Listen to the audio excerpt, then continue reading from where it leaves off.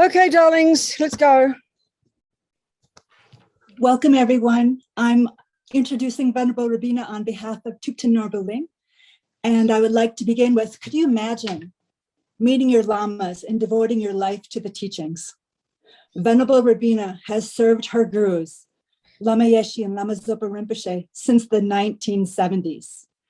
As editorial director of Wisdom Publications, editor of Mandala Magazine, executive director of a Liberation Prison Project, and so much more.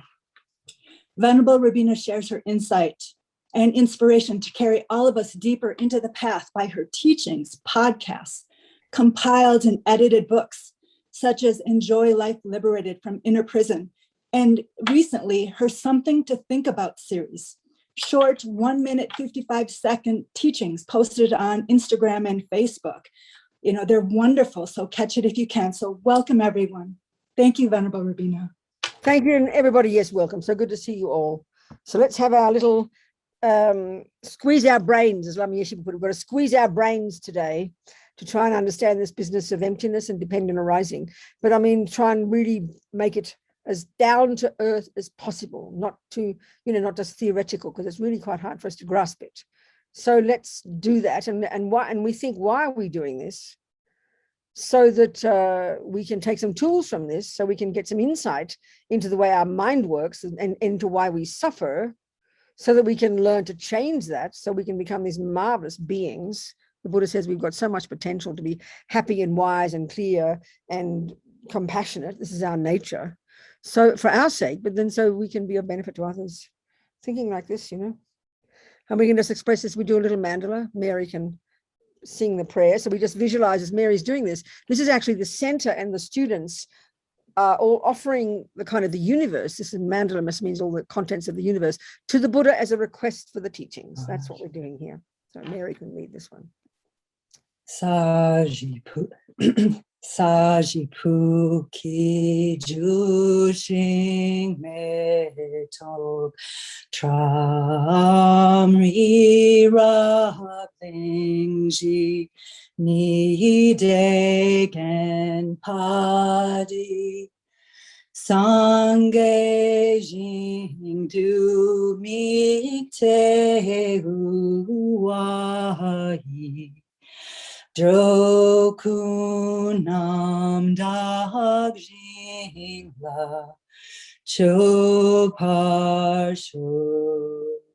O holy and perfect pure Lama, from the clouds of compassion that form in the scars of your Dharmakaya wisdom, please release a rain of vast and profound Dharma, precisely in accordance with the needs of those to be trained.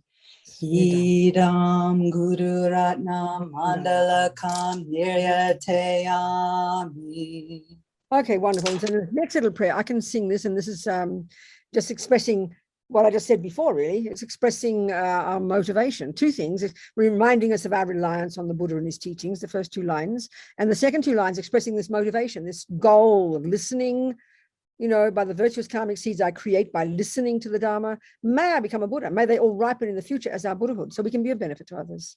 We're stating that purpose, And because no thought goes astray, it goes in. So we sowed the seed for this. How marvelous. Okay, that's it. Good. So what I want to do, what I like to do, we're done now. That's it. What I like to do is to sort of just remind us of, like, if, as I always say, if you're studying any body of knowledge, like if you're studying math and you've got this vague idea you'd like to end up one day when you grow up, you want to be a physicist, then even though you mightn't see all the connections, perfectly well when your teacher starts to tell you that 1 + 1 is 2, that is leading you to be a physicist. It's related to being a physicist. In fact, if it's not, then it's very weird. In other words, if you decide you want to become the best cook on the planet, and you start learning recipes, and then they tell you, but this won't help you become a cook. How stupid. Why would you do it? So here, the goal is to become a Buddha. This is the Mahayana approach. So it's really important to get the big picture in our mind, I mean, it's so easy to be overwhelmed by the number of Buddha's teachings. And the biggest problem with that is we never know where they fit. Mostly they just seem like a random pop-up events, But we've got to see the relationship. And once we can get a sense of the relationship between each of the teachings and where they all fit in the big picture, it's much more relaxing. We can sort of understand, now I see, oh, that relates to this. Oh, that's because of this, rather than just, oh my God, what's this, you know? So the whole point is that the way that Lam Rim is structured, okay, this Lam Rim, this particular, I don't know who first coined that phrase, a gradual path, or, you know, we'd translate it as the word a course. We know a course is a gradual path. So the way Tsongkhapa, our 14th century lineage Lama, calls it the Lam Rim, and how he's packaged all of these teachings of the Buddha, all of the teachings, you know, there can't anything left out. And he's presented them in an orderly way, orderly according to the capacity of the disciple, which is exactly what it's like when you go to school with math and so on and so forth. Just the same, just the same. So if we understand that everything is leading us, in the whole path, everything is leading us to ridding the mind of all the rubbish. This is it's the fundamental point the Buddha makes. That, and this is indicated by this word Buddha. I've said this many times, but I think it's a wonderful thing to keep in mind.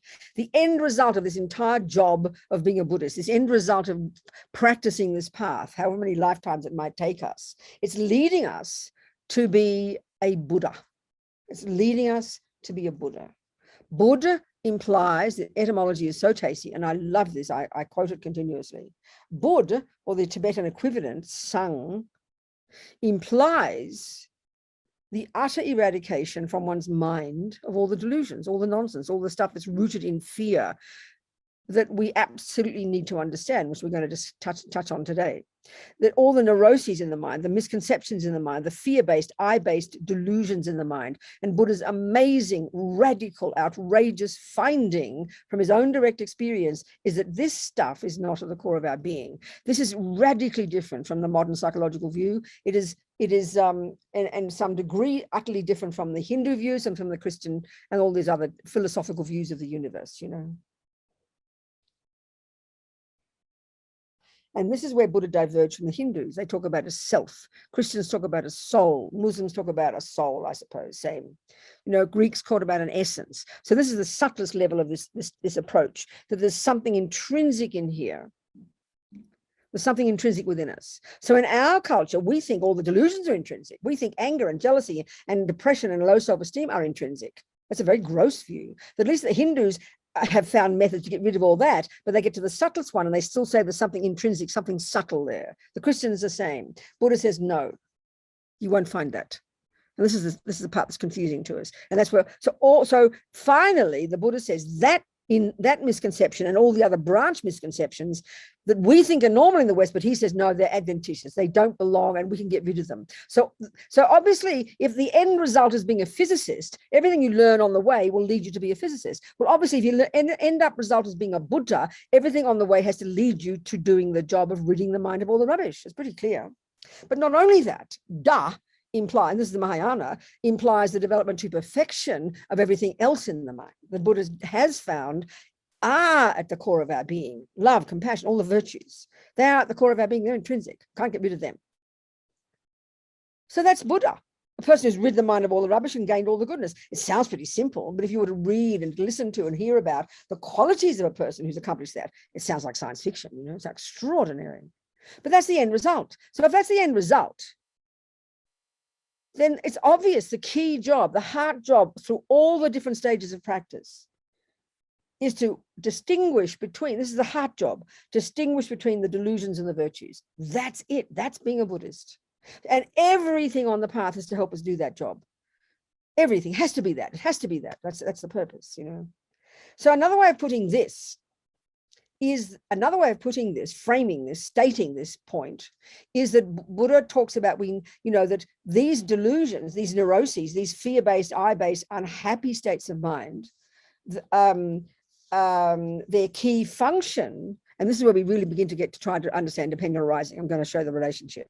The key function of these, apart from their being deeply disturbing, which should be enough reason for us to get rid of them, that they're deeply painful, but their key function is that because they are conceptual states of mind, and this is the part that's hard to see, This really, to understand dependent arising and emptiness, we need to understand this, that all the neurotic states of mind that are deeply emotional and are kind of physical based almost. We feel the pain of the anger in our body, the pain of the depression, the pain of the jealousy. But that's the tip of the iceberg. Much as we drill down, especially in the second part of the Lam Rim, and that's I like to call high school, when we start to really get focused and start to unpack and unravel our mind, we're going to identify these neuroses, these delusions, these misconceptions, and see that they are misconceptions. They are fantasies. They are deluded assessments of the universe. They're ignorance. They're rooted in being mistaken. So they all have the characteristic of being ignorance. You know, if you say 1 + 1 is 3, you're ignorant. It ain't. It's 2. So all these have the characteristic of causing us to not be in touch with reality. So that one way of presenting then what Buddha's path is to get rid of all to get rid of ignorance and get wisdom. So don't make wisdom all fancy. Wisdom's a word that means if you think 1 + 1 is 2, you've got wisdom, honey. There's more complicated levels of wisdom, absolutely.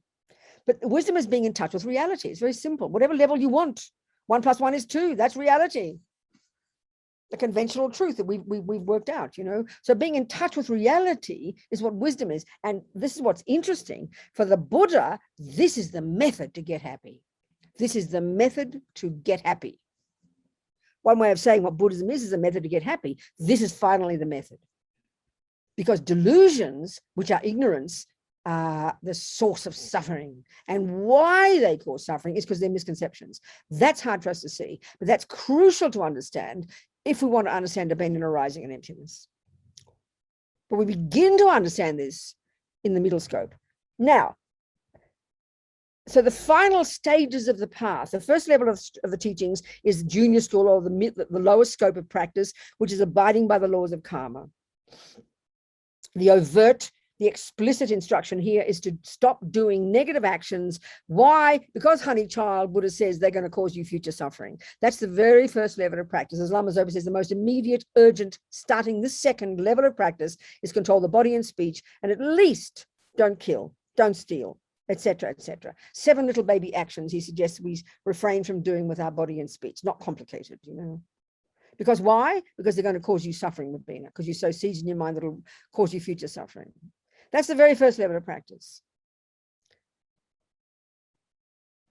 That prepares us now to get to the actual job of beginning to be a Buddhist, which is the middle scope, where we become our own therapist, as Lama Yeshe beautifully puts it. And that's where we do the job of unpacking and unraveling all the neuroses and distinguishing between them and the virtues. That's the job. We really seriously become a Buddhist then.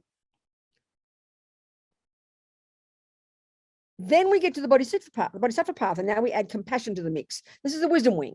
And now we add compassion to the mix, and we start to get bodhicitta. We start to get this powerful shift in the mind, where only others are the ones that we want to, that are in our mind. It's a huge one. We've got this massive compassion, this massive bodhicitta. Then you are now you're on the Bodhisattva path. So now the final stages of your practice in the great scope, in the university level, as I call it, you've got the 6 perfections of the Bodhisattva. So the first 4 are like the perfecting of the compassion wing, and the last 2, which is what we're going to get to, is the perfecting of the wisdom wing. So if you just did the wisdom wing alone, if you're on the Theravada path, you would finish the wisdom wing completely. You abide by the laws of karma, you control your body, control your speech, you get into your mind, you get renunciation, you see a clear distinction between the neuroses, you give up attachment, you see the suffering of attachment, you give it up, you get concentration, and then you get wisdom. And then you finally, one life or other, you cut the root of delusions, you achieve your nirvana, and then you're out of here. You don't come back. That's the completion of the wisdom wing. But here on the Mahayana, we don't complete the wisdom wing until we get to the last 2 of the 6 perfections. And that's where we get concentration, and we get the final wisdom, the wisdom that cuts the root of the root delusion.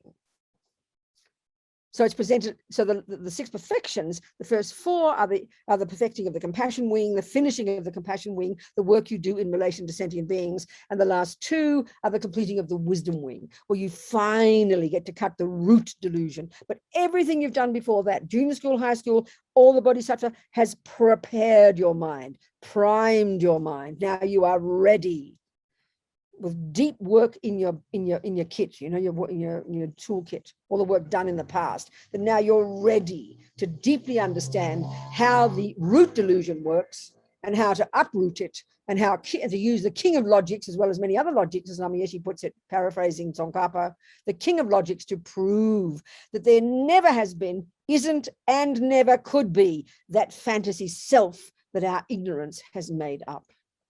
Everything else prepares you for this. So the bottom line is the job of being a Buddhist is get rid of the delusions and develop the virtues to perfection. That's it. And everything is there to support you to do that, you know.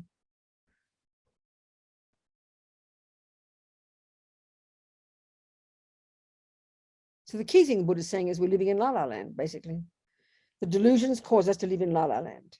The delusions are these neurotic parts of our mind, the voices of ego grasping, the root delusion, that is the one that clings to the self-existent me, which we conquer in the final stages with dependent arising. But we prepare our minds by the earlier stages of practice. So junior school entry level, grade 1 immediate, stop harming sentient beings. The point for the Buddha is this: the overt, explicit teaching, like I said, is because Rabina honey, do you want future suffering? Do you want to be born in a suffering realm? Do you want to be lied to, stolen from, badmouthed, get harmed, get sick, die young, have lousy food? No, thank you, Buddha. Well, honey child, here's your advice. Don't cause it. Don't kill.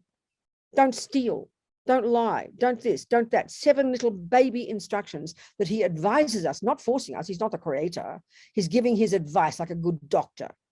And the logic behind that advice is because it will, if you do, you know, those actions will ripen as my future suffering. And I don't want suffering, it's very clear. That's got to motivate us. Now that's the explicit teaching. But what's interesting is the more we get in touch with this view of karma, which is fundamentally different from the materialist view, from the Christian view, there's some similarities, but the fundamental difference is that there's no creator in Buddhism. We create ourselves, as Dalai Lama puts it. Karma is self-creation. In both cases, as far as materialism is concerned, the materialist philosophical view and the Christian view, in each case, you begin in the mother's womb, not for the Buddha.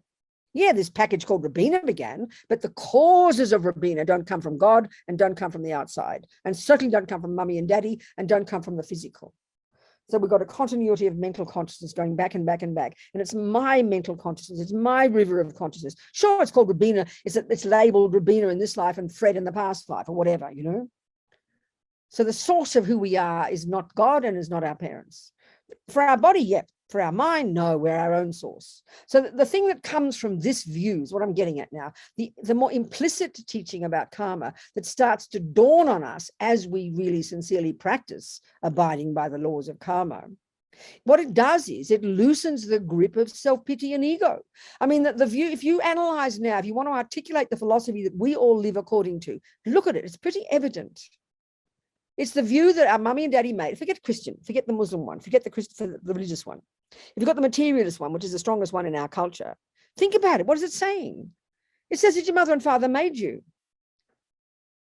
So what does that mean? That means they're the blame. For the good as well, but they're the blame. That means they're the blame. You know, why are you this way? Oh, there's the cause over there. So then why are you angry? Well, there's mummy, what she did to me, or she gave me anger, one or the other. So that's the view we have. It's very instinctive. It's in our culture. It's in our neuroscience. It's in our psychological models. That we are, our source is our parents. So they made you, obviously that they're responsible. It's pretty clear. And then they came from mummy, daddy, grandma, grandpa, and going back to the monkeys, isn't it? That's how we think. Well, Buddha agrees that they gave us a body, but the rest of it he does not. So the point about this is if you have this view deep in your bones, and mummy didn't have to teach you this, the monkeys and dogs have this as well. This is the function of the deepest level of ego grasping. It's one of its assumptions is I'm this innocent victim set in stone who somebody else made, and therefore who's the source of my happiness and suffering. It's all out there somewhere. So that view is the view of this self-pity. Lama Yeshe would call ego self-pity. It sounds cruel, but it's pretty true. The feeling I have is, the instinct of ego, look at our own behavior. Look at the minute something goes wrong, everything in our being trying to get off the hook. Everything in us tries to blame someone else, everything but be me. It's too painful for us. And this is the agony of this ego grasping, It's this innocent victim. I didn't ask to get born. I mean, it's not my fault, is it? That's how ego is. Everyone's like that. This is so much pain. And so beginning to take the view of karma is this powerful view of beginning to own responsibility. I'm the cause. It's not guilt. It's not shame. It's not blame. It's not punishment. It's like accountability. So that's already we're beginning to loosen the grip of ego grasping. We're beginning to get a sense of interdependence, because karma, cause and effect, is one of the best examples of the first level of dependent arising. So Buddha taught this, okay, what's dependent arising? It's this cute phrase, Well, the Buddha's fundamental broad point is that everything in the universe exists interdependently. So, I mean, in a sense, it's not surprising. We get this. Things exist in dependence upon this and this and this. Generally speaking, it's something that's fairly evident to us. Things exist in dependence upon this and that.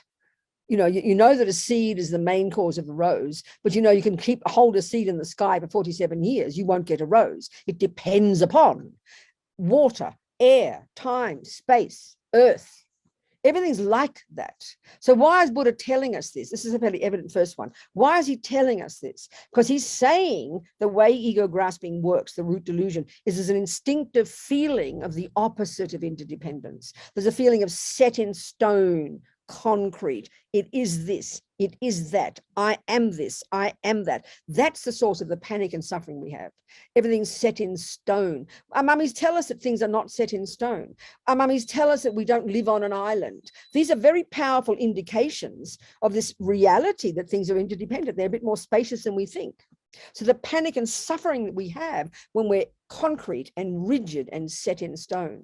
So when you start to take the view of karma and you start to own responsibility for your happiness as well as your suffering, then one of the consequences of this is you stop being a victim. You stop blaming other people. You begin to grow up. That's loosening the grip of ego grasping. So there's hundreds of ways in which things exist interdependently. But the Buddha touches upon three particular levels of interdependence that specifically argue with views that prevailed before him. So the very first view of cause and effect is arguing with a view that there is a self in here, an Atman, a self, an I, and this is in a sense how we feel, that is not the product of anything to do with me. I'm this innocent victim, It's like everything's set in stone and I have got nothing to do with it. I play no role in my life. Things happen to me. That's why I suffer. That's why I'm happy. It's all out there. So we have this arrogance and hubris of everybody out there, or we have this flip it over. Everyone's got a responsibility to take care of me, make me happy. That's the arrogance, that's the hubris of ego, of attachment and anger. We're all like that to one degree. You start to own the one of karma, you start to sort of realize, well, excuse me, Rabina, who you're shouting at all these people out there, they should make me happy, they shouldn't make me suffer. No, it's my job, baby. And so you get braver and more courageous. So this very first level of practice, the explicit teaching is control your body and speech because you don't want future suffering. But the implicit one begins to become, it softens this frantic fear. You own responsibility. It's in what you become is in your hands.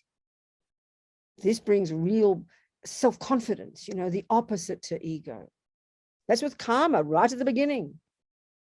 So Buddha's teachings on cause and effect are a direct argument with this idea that there's something that's permanent and intrinsic and uncaused. That's absolutely the teaching of what God or a creator is, and that's the teaching on what a soul is. Buddha argues with this completely.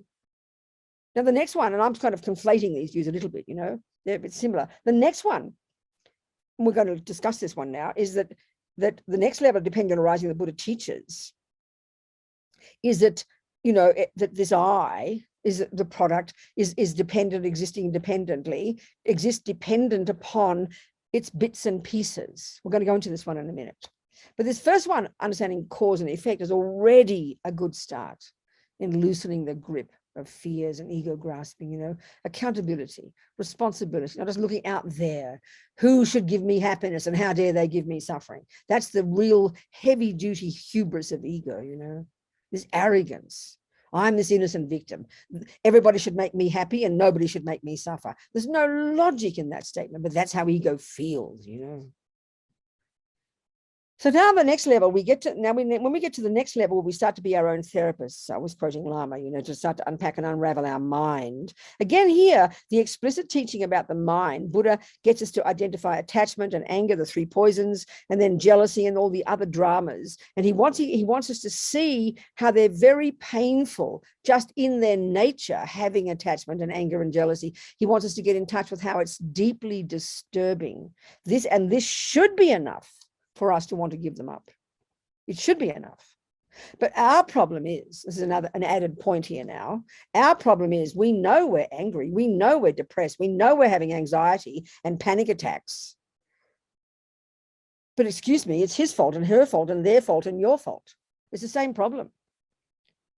We know they're disturbing, but sorry, it's not my fault. Look what my boyfriend did to me. Look what the doctors are doing to me. Look what that person's doing to me. It's still the same thing. We've got this blame victim mentality, you know. But here we start, at least if we can recognize that they're disturbing and that we can change our mind. This is the one we have to make the shift. But again, that's the explicit teaching. But this is what's interesting too. The more we get in touch with these disturbing emotions and start to realize how painful they are, that anxiety, those panic attacks we're having are totally, unbelievably, unbearably painful. We know that. So we've got to stop thinking it's that thing out there that causes it. We've got to start owning, again, it's the same as karma. We have to start owning that my pain is caused by that anxiety itself. And then we start to look more deep and we start to see these neurotic states of mind, and then we start to unpack them, and then we start to realize that their character is that they are deep in our bones, they are misconceptions. So anxiety, for example, is just another level of attachment, you know. Attachment is this freaked out constant craving that I only get the nice things, and so anxiety is just as it's like aversion and attachment kind of completely merging. You're constantly wanting nice things, and then you're constantly seeing problems or imagining problems or seeing the problems, which is aversion, which then causes you to have a panic attack. We live like this to one degree or another. So owning the responsibility for these states of mind and knowing that they are themselves the source of my pain. Yes, they're triggered by certain events, but we put all the responsibility on the events. When we start to realize that these states of mind are painful, then we're going to get more and more deep inside our mind. We're going to unpack and unravel these different states of mind, and we're going to see that they're all rooted in being conceptual stories. They're all rooted in being deeply held assumptions, and we have to start unpacking those assumptions. So this is what really prepares us now to get to the sixth perfection and the sixth perfection, and start to understand the root delusion, ego grasping, known colloquially as that when it's clinging to the me, but broadly ma-rigpa, ignorance, that its main function, and we really learn about this when we learn about emptiness, its main function is it's a misconception. This ignorance is a conception deep in the bones of our being, primordially held, ancient, countless lifetimes long. It's a primordial belief in a solid, definite, inherent, self-existent, concrete, in and of itself, set in stone me. That's the root of all suffering, and it's a primordial misconception. So we have to use logic to unpack and unravel that misconception to prove that it is not valid. So, but we can start learning that in the middle scope when we learn about attachment and anger and the other delusions. This is a powerful preparation. We start to realize that they are misconceptions, you know. This is the part that's the hardest, because when we talk about attachment and anger and jealousy and depression and anxiety, we talk about intense physical emotions, because we are so deeply addicted to our bodies. You know, we identify ourselves as a body. We don't even make a distinction in our culture. Everything's the body. So this is me as far as we are concerned. So this is the tragic part. From the Buddha's perspective, of course, as we know, mind and body are different, intimately connected, inextricably connected. You can't separate them, but they're different. They're not the same. So Buddha's expertise is identifying and learning to understand and work with, unpack and unravel and deconstruct and change the mind. So this is necessarily much more subtle. It is not the body. We learn this back in the middle scope. We have to identify the mind. But our tragedy is we don't notice what's going on in our mind until the body feels it. That's the tip of the iceberg. We think emotions are more powerful than thoughts. The exact opposite for the Buddha. The emotion is just the tip of the iceberg, the really gross expression. So when you're having that panic attack, it's your mind, but look what your body feels. When you're angry, that's your mind, but look what your body feels. You see the person shaking, screaming, tears coming out of the eyes, spit coming out the mouth. It seems almost like a joke to say that anger is a misconception, because all we feel is the emotion and we see the physical symptoms.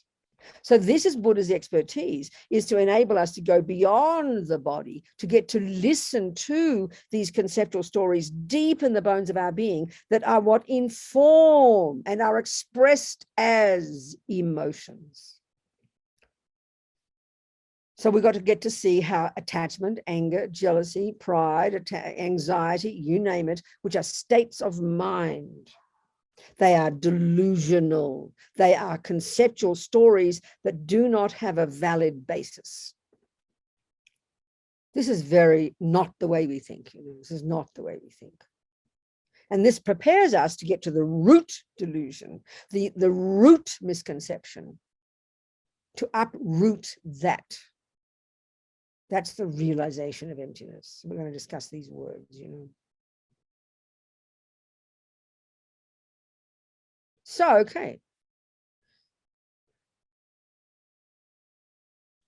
There's many, because ignorance, the root delusion, is a misconception, but because we've practiced it for countless lifetimes, Buddha says, and it's totally instinctive, completely primordial. It's like we don't even posit such a view in modern psychology. So we so take it as an absolute truth that there is a real, solid, independent, separate little me in there. So to unpack this is not an easy job. This is very clear, but this is the job to be done. And this is why all the stages of the path up to then prepare us for it. So because it is a misconception, one whole approach is we have to then use logical arguments to argue with it. So of course it seems so abstract to us initially, but this is what we have to do. So this is why, in the title, this time paraphrasing Lama Yeshe, that the argument of dependent arising is the king of logics to cut the root, this ignorance, to realize there never has been, isn't, and never could be that I that the ignorance believes in. There's many logical arguments. We can go into some of them, So, okay. So the best way to look at this dependent arising and emptiness, the relationship between them, we see these as Buddha talks about there being the two truths. The conventional truth, the way things exist conventionally, and then there's the way things exist ultimately. You say like this, and everything that does exist, everything in the universe that can be posited to exist, exists, has these two aspects, has these conventional and ultimate reality about them. So the very first thing to do then, so what Buddha's saying in general is we get things wrong. Even conventionally.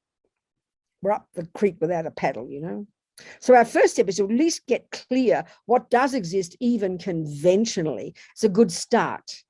Then we can begin to unpack and unravel how it exists ultimately. But these two have an intimate relationship,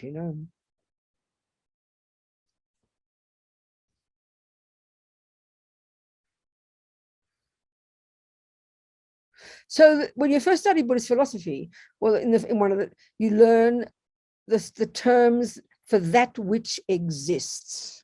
And why this is a really important point, because Buddha says we're living in La La Land right now, and many of the things that we believe exist in this planet don't exist, because the delusions are making them up.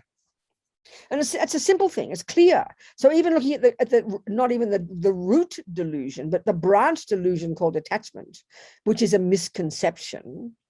What is it misconceiving? Well, attachment is a particular conceptual story that over-exaggerates the deliciousness of something. In general, the one function that all deluded states of mind possess is that they exaggerate the status of something.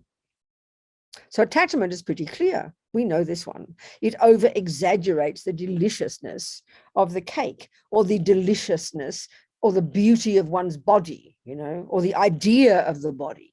or it over exaggerates the deliciousness of the beautiful object or the boyfriend or whatever, you know.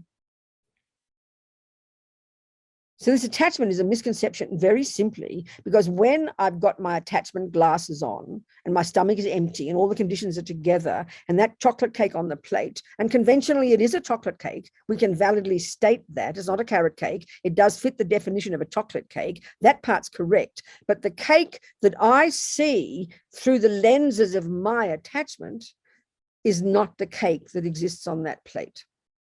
That's fairly evident to us, but we don't join the dots. We know it. We know what it looks like. It looks totally divine. And because attachment is this powerful emotional hunger in here, and let's say we're attached to food, then we're thinking about it in advance. We've got the whole vision of it. We can't wait. It's full of emotional hunger, anticipation, manipulation to get it. And then its key function is it exaggerates the deliciousness of the object and exaggerates its power to make you happy. All of these are these lies in this state of mind called attachment that's totally automatic. So then we know it's a lie, but we don't join the dots, because when you start to eat it, it does trigger happy feelings, but you're not satisfied. That's attachment. So you have a second mouthful and a third mouthful and then a second piece and a third piece. And why? Why? Your stomach's getting really stuffed. But why is because the attachment is so hungry, so neurotic, so needy that you're not satisfied yet. And you keep hoping the next mouthful will do it. All these are lies. And then eventually after the fourth piece, we know you'd vomit if you eat more, and you're forced to stop now. And now that very cake that looked 10 minutes ago divine, we know now you've taken your attachment glasses off and you've now put on your ugly glasses, your aversion glasses. So now the cake looks repulsive. This is experienced in countless lifetimes, Buddha says, but we never join the dots, you know. So it's clear attachment is a lie. And once you've had 4 pieces, now aversion takes over. And now that's a lie, because the very cake that you thought was totally divine before now looks totally repulsive. Both of those are lies. The truth of the cake is neither of those. So these are the branch delusions. How do they relate to the root delusion? Okay, so attachment in the mind, which brings all that overexcitement and enthusiasm, you know, to get the cake, or to get whatever the object that you've decided you want is, determined when you get it, you'll get happy. Anticipating it, overexcited, you get the cake. So the attachment is exaggerating the deliciousness of the object, but ignorance, the root delusion, which is completely underneath the attachment. You can't have attachment without ego grasping. You can't have attachment without ignorance. Ignorance is the general word for this root delusion. We can call it ego grasping when it relates to me, but in this case, it's relating to the chocolate cake. So attachment exaggerates the deliciousness of the cake, or the ignorance underpinning the attachment and automatically exaggerates the actual ontological status of the delicious cake itself, causing delicious cakeness to appear to be existing there on the plate, in the cake, as if you put a special spoonful of deliciousness, of inherent deliciousness, in along with the chocolate and the flour. It appears to exist there on the plate from its own side, having nothing to do with me, this innocent victim. Look at this divine cake just begging me to eat it. What can I do? It's not my fault. And in it goes, you know. Join the universe, people. We recognize this. So this whole experience is just riddled with these misconceptions, and they're totally programmed in our mind. Therefore, we believe what we see.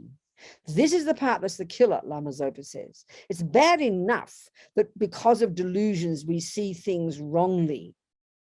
But the killer is we believe the cake is delicious, and we believe it is intrinsically delicious. That's what keeps us completely imprisoned in samsara, you know.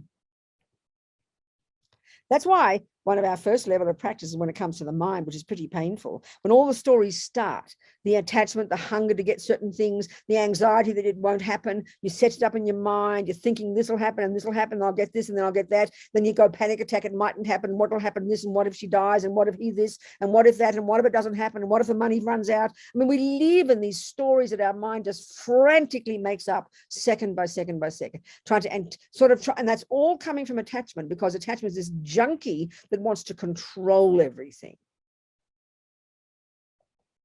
So the first thing we have to learn to do, and this is really hard, is hear all these stories and not believe them. They're there, you've got to believe they're there, but don't believe what they're saying. This is a tremendous practice. It's extremely hard, because this is the tragedy. You know, when your boyfriend looks mean at you one time and says you're a creep, Robina, you totally, completely, 100,000,000% believe you are a creep. You just have to think it yourself. You don't even need your boyfriend to tell you. We believe it's true. You look in the mirror and you think you're fat and ugly. This is the point. You believe it's true. This is how we are. Join the universe, folks. So attachment is this fantasy in the mind of what we think we ought to be. Then we look in the mirror and we see this terrible disconnect, you know.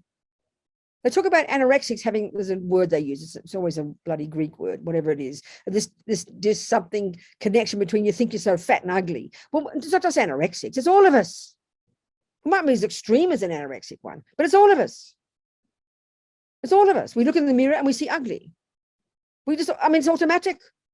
And what does that mean? It's because we've got an assumption, which is attachment, that thinks it should be something else. So when you look in the mirror, you're not satisfied. So we believe this whole story. We believe this mental construct that we have made up, and we believe it. We are like my mother used to say, Bobsy, you are your own worst enemy. It is exactly what Buddhists say. So to catch our mind, and this is where we see where like you're really depressed, or you're having a panic attack, or you're freaking out, and someone's telling you it's okay, things will be all right. You know, you're really not as bad as you think, Robina. You don't believe it.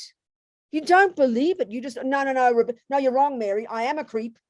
No, you're not, Robina. Yes, I am. We would rather believe the delusions. This is the tragedy of ego. We would rather believe the bad stories. You'd think that if you think your boyfriend doesn't like you, and he says, oh no, Robina, I really do love you. You think you'd go, oh, you do really? Oh, darling, I'm so relieved. No, you don't love me. Look at our mummies with their bottomless pit of neediness, and not all our mummies, of course. Completely their attachment, total constant neediness, never believing, no matter how much you do, how much you visit, how much you text, how much you phone, you don't love me. We know that pain. That's the suffering of delusions. We're addicted to these negative stories. It's tragic. This is why in the middle scope, we've got to start harnessing this. Now we're ready to get to the subtlest one, you know. So, okay.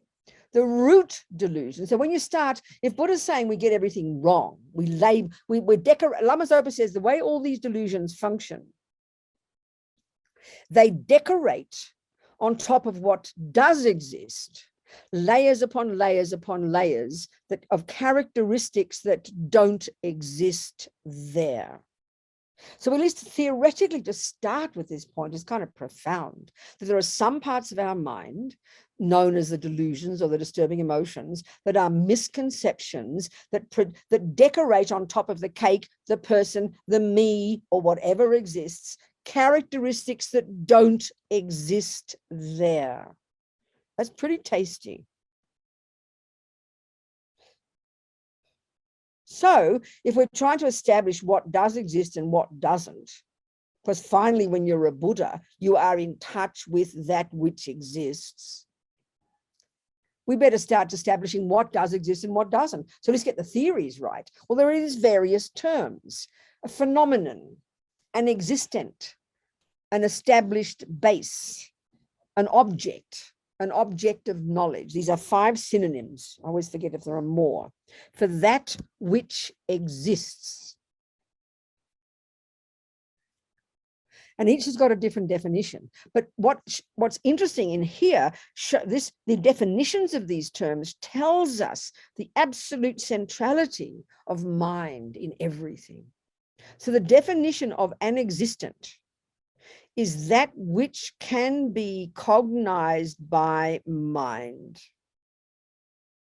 So it's axiomatic that which is cognized by mind, and we're talking about a valid cognition, that which is cognized by mind is what determines that which exists. The mind is absolutely the main player. This is not how we talk about the objective reality of things. It's got nothing to do with the mind. Maybe these days I've heard, I haven't studied any of the modern sciences, I wouldn't know.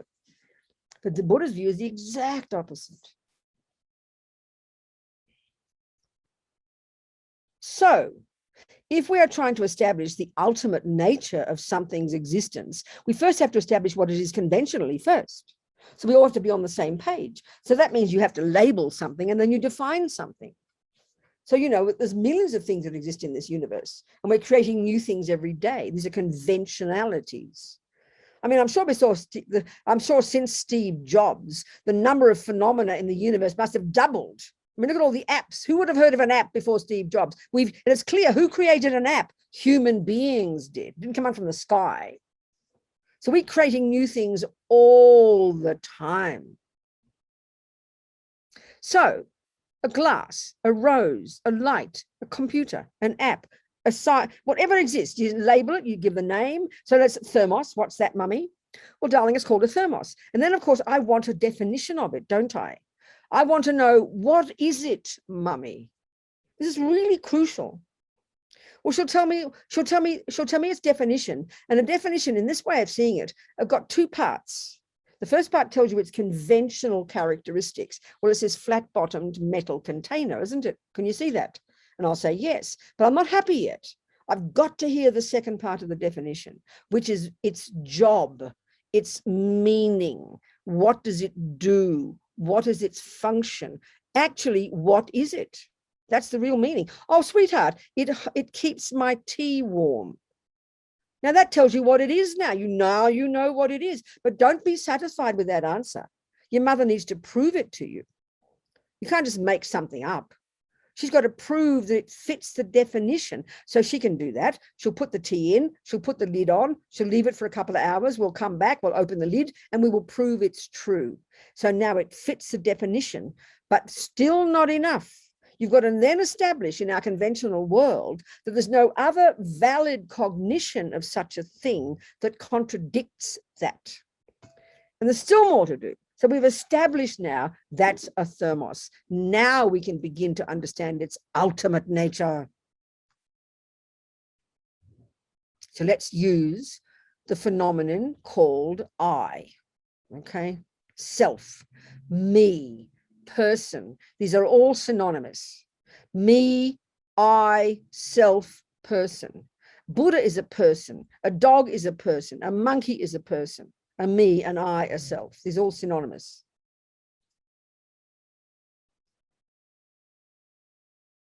So what Buddha is saying, like I said before, remember, we've established conventionally there's a thermos.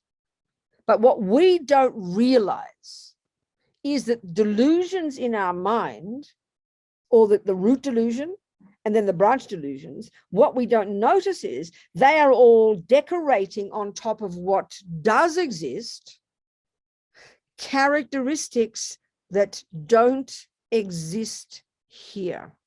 That's what the mind is doing. So, for me, I'm attached to this thermos. I looked up online. I know I like certain shape and color and design. I'm very into that. So I decided this was a well-designed thermos. So when I see this, my eye consciousness sees this shape and color. My mental consciousness, called attachment, has made up a story that it's a very nice, very delicious, nicely designed thermos. And then because it's my thermos, isn't it? So all these are lies we add on top of the thermos. But then, like we've been talking, underneath that attachment is this deeper delusion that we don't notice because it's so subtle, that's clinging to this as being intrinsically delicious thermos, intrinsically delicious thermos in and of itself, like as if there's some essential thermos nature there. We don't think we think this, but this is the way Buddha articulates the way these delusions function. So you have to unpack them because they are lies. There's nothing like an intrinsic thermos here. There's nothing intrinsically delicious about this thermos. So this is where the two truths come in together. So conventionally we establish the thermos, that there is validly a thing called a thermos. That's its bare bones definition. But what we don't realize is these delusions are frantically decorating on top of what is there these characteristics that aren't there. This is what we have to see. So now, what we are trying to do, this is the conventional character, this is the conventional thermos. What we have to try to establish is its ultimate character. We have to establish, Buddha tells us the two truths. Ultimately, Rabina, he's saying, we'll cut to the chase now. Ultimately, as Lama Tsongkhapa would put it, from the side of the thermos, there's not one atom of anything there that makes it a thermos. There's no intrinsic thermos there. There's nothing from the side of the thermos that makes it a thermos, that is giving it this character. Now, we instinctively feel that there is, because of ego grasp, because of ignorance. So when we hear those words, we can't help but hear, oh, so there's no thermos. Oh, okay, then. So we chuck the baby out with the bathwater and we fall into the abyss of the great mistake, as Tsongkhapa says, and we think, oh, well, the thermos is empty. There's no thermos anyway. Might as well kill myself. That's nihilism. We just chucked the baby out with the bathwater. We threw everything out and we went sailing into the abyss of the great mistake.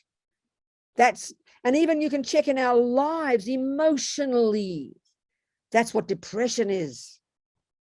Nothing's worthwhile. I am nothing. I might as well kill myself. We recognize this nihilistic view, you know. It's kind of the energy of aversion. We just chucked out too much. So otherwise, when we hear emptiness, we hear nothingness. That's the great mistake.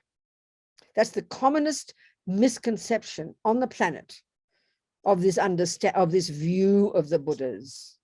And that's why Tsongkhapa has written this beautiful song of experience called, it's in praise of the Buddha for his teachings on dependent arising, which is the conventional truth. That's why to see emptiness in the framework of conventional, the ultimate in the framework of the conventional, guarantees we don't chuck the baby out with the bathwater.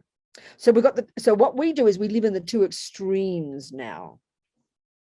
So here we establish conventionally there is a thermos. So what we don't realize, like I just said, because of ignorance, because of attachment, they decorate instinctively and automatically.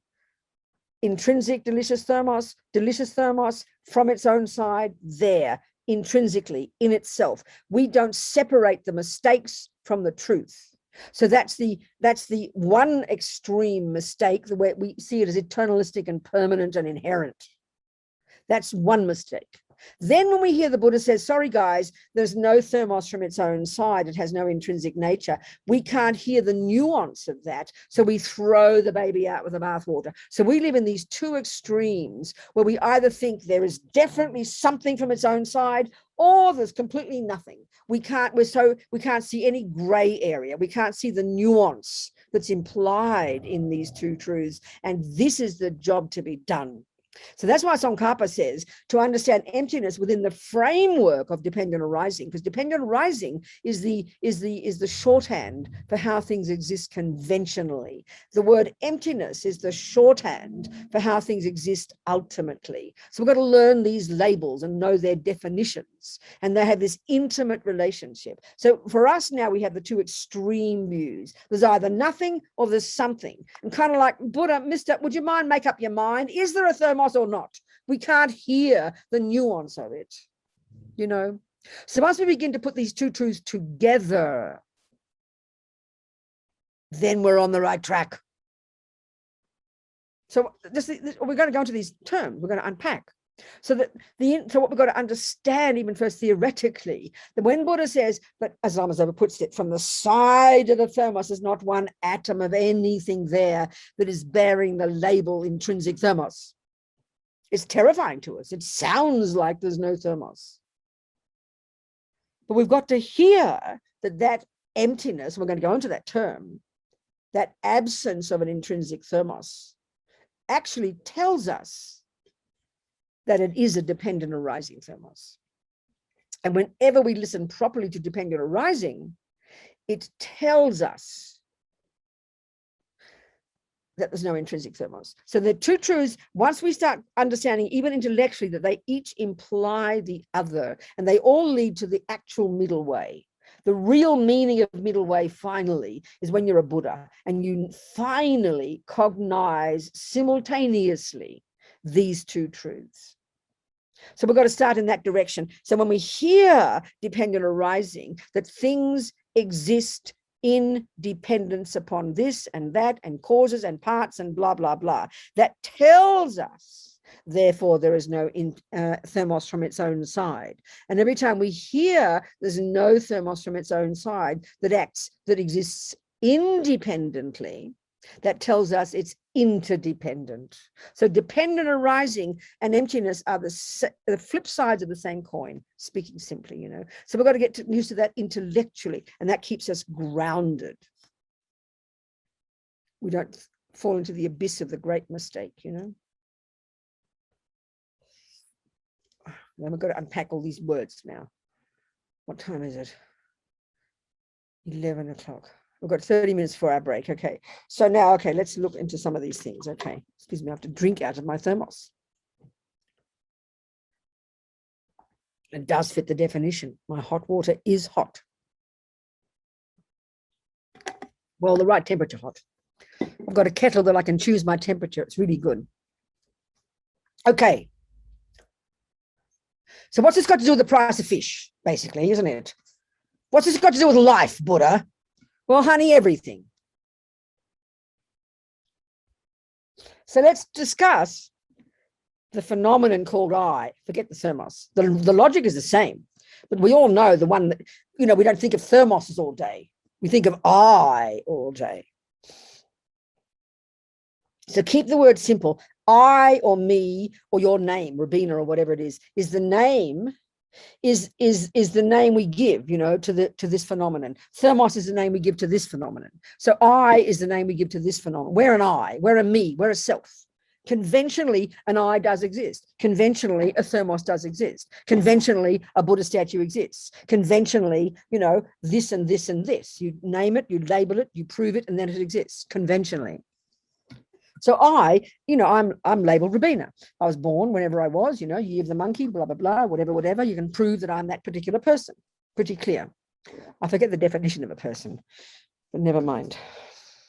But broadly speaking, we can say that a person, you know, so, okay, so the first level of dependent arising is that this person, and this is where we practice karma, isn't just this innocent victim who was made like Frankenstein made his monster and then plonked the monster out there, which is how we think. You know, no, you're a dependent arising, baby. You are everything about you is like the product of causes. And you are the main one who caused those things. Your mummy and daddy played a role. They gave you a body. How kind. You produce your mind, baby. And you even create the cause to have a certain kind of body, to run to a certain mummy who has, you know, crummy genes that cause you to get cancer or something. You cause that.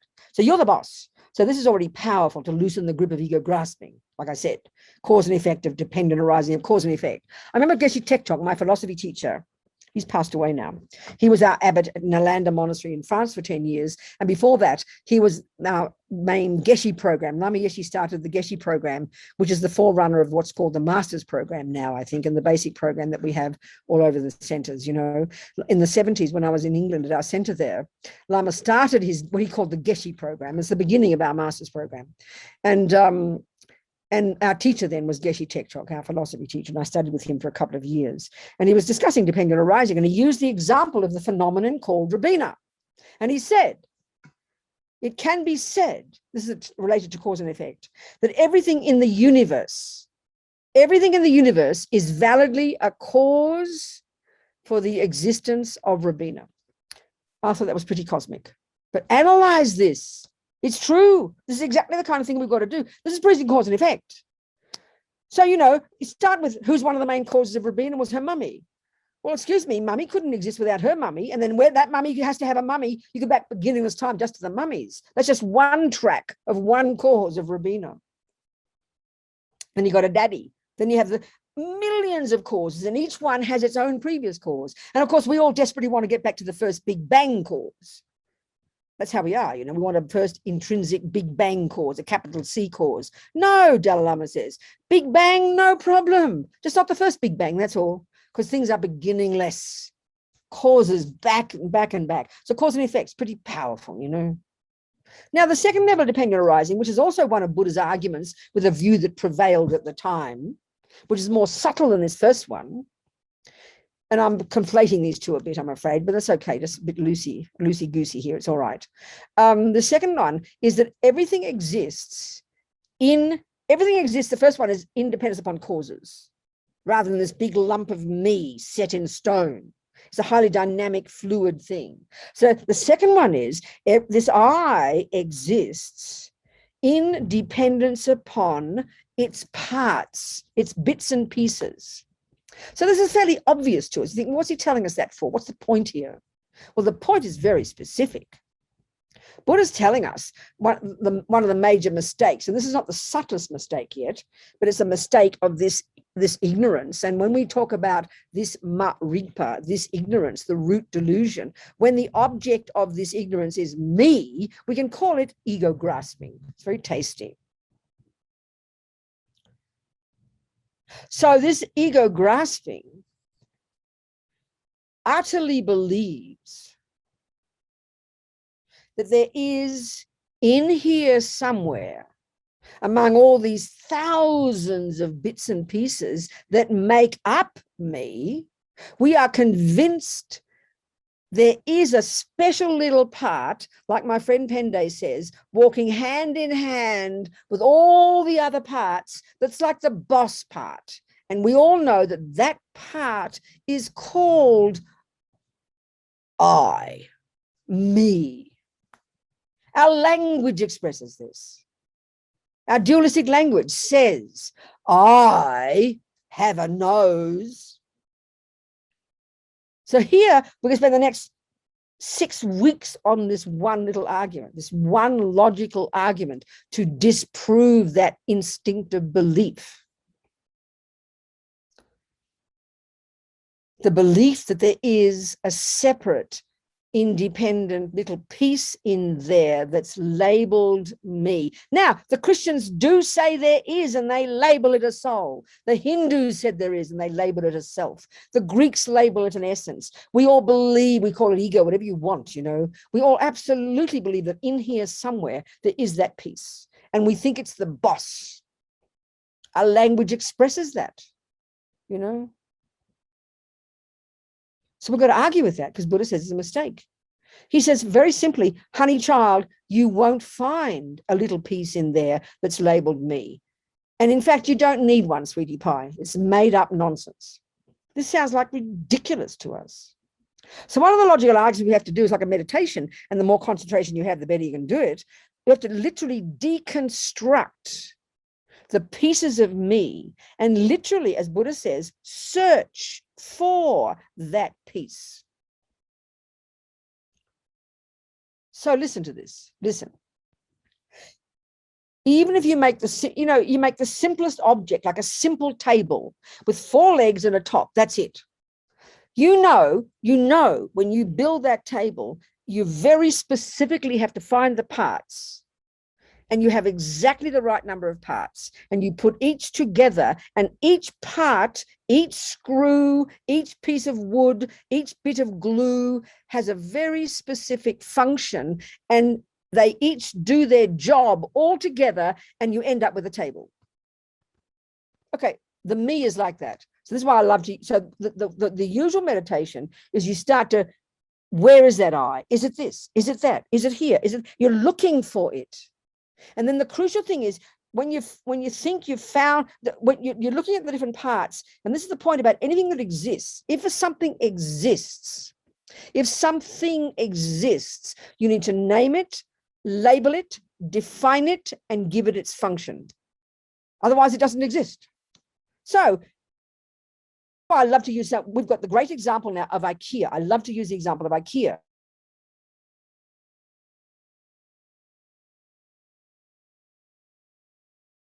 There's a Mary there. You know, you want to buy a Mary. Well, we know you go to IKEA, you're a bit disappointed. You saw a pretty picture of a Mary with her blonde bun. This is this Mary over here, Mary Camille, the other Mary. And then you think you want one of those. And then you're very disappointed. You get a box full of all these bloody bits and pieces, right? You've got to make your own damn Mary.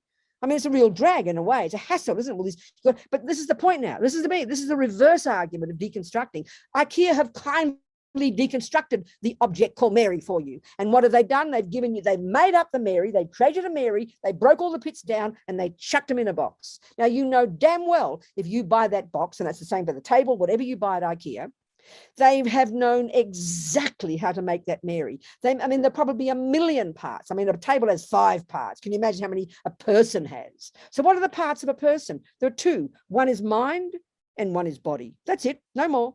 So body, we know, has millions of parts. And the mind has millions of parts. So what are the parts of the mind? Well, anger, love, jealousy, all the delusions, all the virtues, this moment of mind, that moment of mind, gross mind, subtle mind. There are millions of bits and pieces because everything that exists in dependence upon its bits and pieces. Nothing is a coherent, there's no such thing as an I or a thing that has no parts. Nothing is like that. There's extensive arguments when you study this philosophy, to argue with a view that existed before. So the IKEA example is a brilliant one. But the first thing is everything that's there will have a function. IKEA they don't just chuck in 5 legs and 4 screws and hope you make a table. They've worked it out for you in advance. They've made it, they unpack it, and they put the pieces in the box. So each piece in there has a role. Each piece that makes up Mary, each tiny piece of the millions of pieces, there's nothing extraneous. So if she gets an extra finger, she'll send it back. There are the pieces and they each have a function. And then we all know they all work beautifully together, harmoniously to produce the person called Mary. But what our belief is that there's a piece in there that makes it all work together. You've got to have an I. Otherwise, nothing works. It's like you've got to have a boss, It's like a creator. That's why Buddha says we don't need a creator. It's a conspiracy theory. There's an added person on top who runs everything. This idea of a boss who punishes and rewards. That's how we think of an I. It's a load of rubbish. It's made up, Buddha says. You won't. So when you do this searching, and we'll do the searching because IKEA have nicely, very kindly done the deconstruction for us. So we've got to do the construction. So we're going to put together, are we not, the pieces to make the Mary. So we put the little finger in the right place and the thumb and the middle finger and the index and the this and the wrist and the bones and the ligaments. You get my point now. Every piece will be rigorous. And you'll have a Mary. But as we're searching, as we're slowly putting the pieces of Mary together, we're constantly worrying, where's the piece called Mary? Where's the intrinsic I? Where's the piece called I, without which there won't be a Mary? Well, IKEA haven't made a mistake. You don't have to ring them up and have a panic attack. You didn't put the I in there. Honey, we've discovered you don't need one, they'll tell you. We have proven that all those pieces will work beautifully together to function as the I, but you won't find a thing called I because the parts function as the I. This leads us to the subtlest one. Therefore, what is I? Well, I is the name you give to all those parts, baby. That's it, So the Buddha gets us to search. You can't just believe him. There is no intrinsic I. There's no separate I. There's no piece called I. Don't believe him. We have to do it and prove it to ourselves.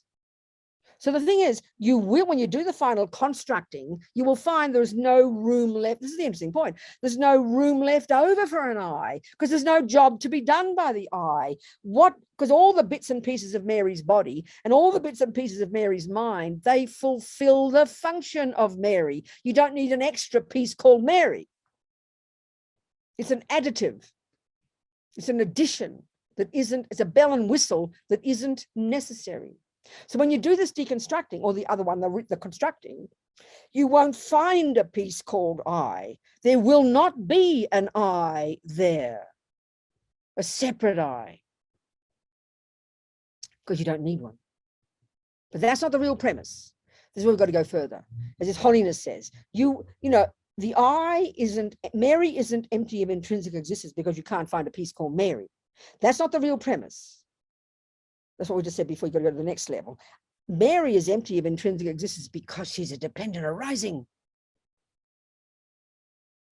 Merely labeled. That's the subtlest one. Merely labeled Mary. Merely labeled Thermos. These are the words, you know. So, of course, to hear that our belief in that piece called Mary is the source of all suffering sounds like hilarious, doesn't it? Who would have thought that ever? But this is what Buddha has found. Because this mistake is so primordial.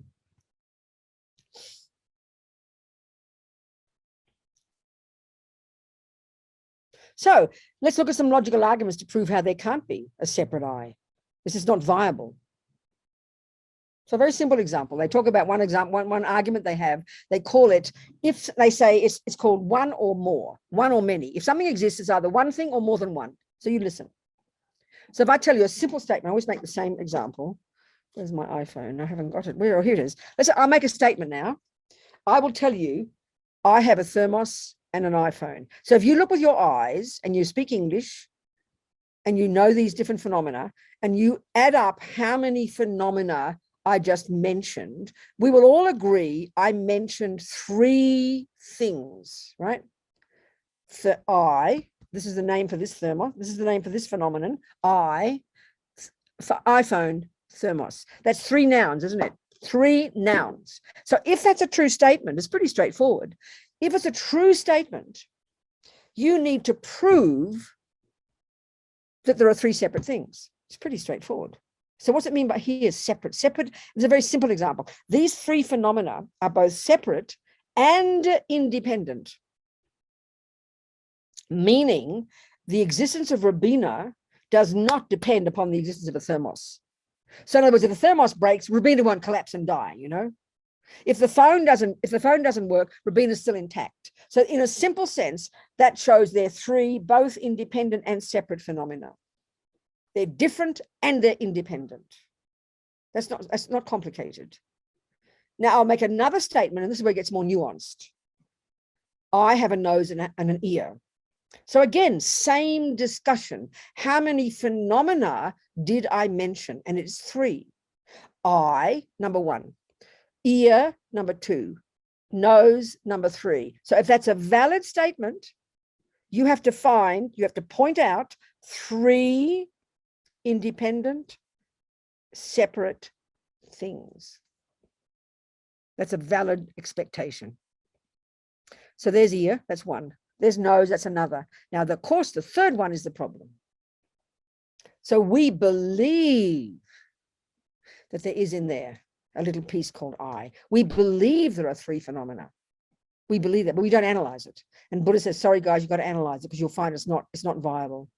So how is it not viable? Well, it's pretty straightforward. If my ear hurts, you know, my nose is not affected. So in a simple sense, ear and nose are separate and independent here. They are. Ear is the part that helps me hear, and nose is the part that helps me breathe. The simplest level. So if my nose breaks, my ear still works fine. If my ear is hurt, my nose is fine. So they're 2 separate independent phenomena. Pretty straightforward. So then if there is a 3rd component called I that is separate and independent, which is the gross mistake we make,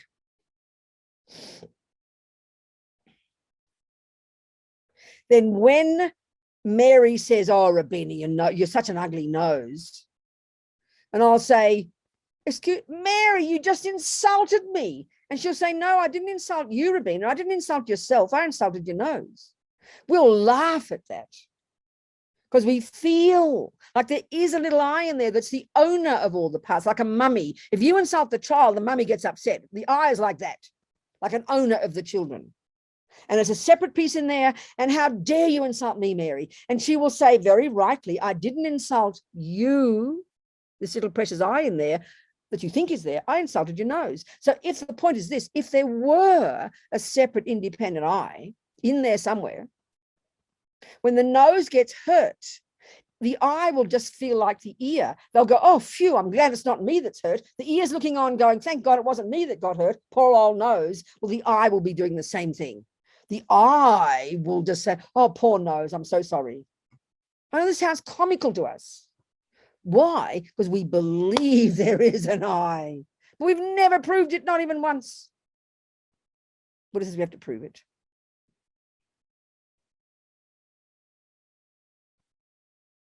There isn't one. But it doesn't mean there's no I. This is where it's more nuanced. There is a Mary, but not from her own side, not separately, not independently, not intrinsically, not from its own side, not pointably, not findably. There's a dependent arising Mary. So it's valid to speak that way, but you won't find. You can, relatively speaking, among all the parts, you will find an ear and you'll find a nose, but you won't find the I, because I is the label we give to the parts.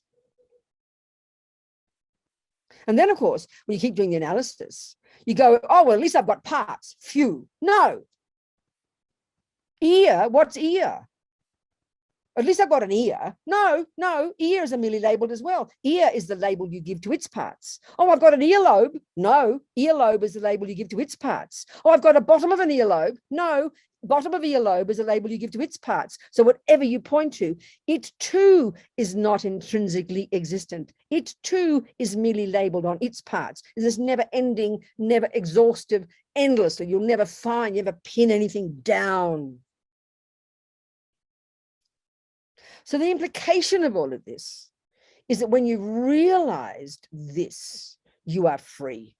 You are radiant, you are blissful, you are fearless. You now understand the nature of the universe. You have wisdom.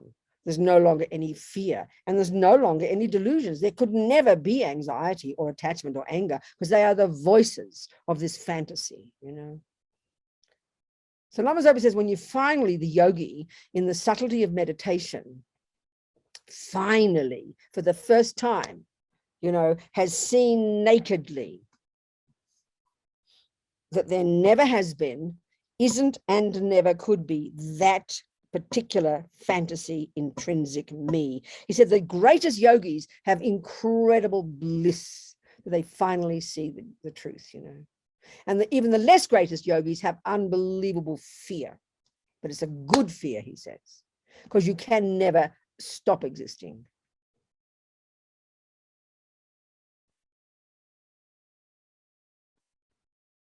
So I does exist, but not from its own side. They're the words. So before we finish, we've got 10 minutes before our break. So if you have any little questions, then you can think about it during your break, and then we can go into more detail of these words and try to unpack a little bit the word emptiness and see what it means, you know. So anybody have any questions for me? If not, that's perfectly fine. We can have a break now if you like, because it's been a bit intense. I haven't stopped talking for an hour and 20 minutes. Any questions in the chat box? No questions in the chat box, Venerable. Okay. If anybody would like to unmute to ask a question, if they're ready now, that's fine. So maybe we'll leave it then. We'll stop now, and you can have time to relax and think about it and come up with some questions or discuss if you're together, and then we can discuss it more in detail in an hour and a half. It's an hour and a half break, is it, Mary or Anna? Is it? Yes, it's an hour and a half, yes. Okay, darlings. I've got a feeling we should stop right there and just, you can chew on it, think about it, see if there's any questions, okay? And we'll come back at hour and 40 minutes. I'll come back in an hour and 40 minutes, okay? Everybody, darling people. Thank you, precious. Venerable. Taste it, chew it, think about it. Thank you, sweethearts. See you later.